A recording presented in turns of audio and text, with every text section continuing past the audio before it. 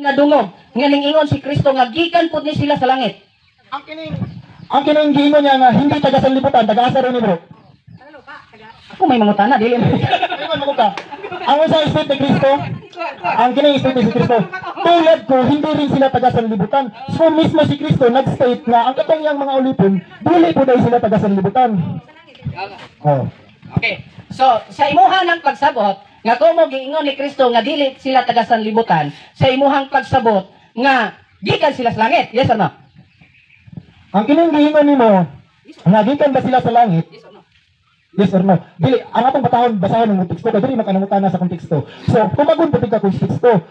Ang giingon dire, taga-asa sila, taga-asa rin si Kristo. Tulad ko na hindi rin sila taga-langit. So, kumbaga, kung taga-asa si Kristo, kung asa po itong yang giingon nga diri mo ingon, usara ilang gikukanan, nga pareho sila dili taga-langit bro. Kini man kung giingon ni Kristo dinhi, nganong ni Kristo sa Juan 17:16, nganong ningingon si Kristo dinhi nga kanang dili sila diri sa yuta kundi mga tagalangit sila.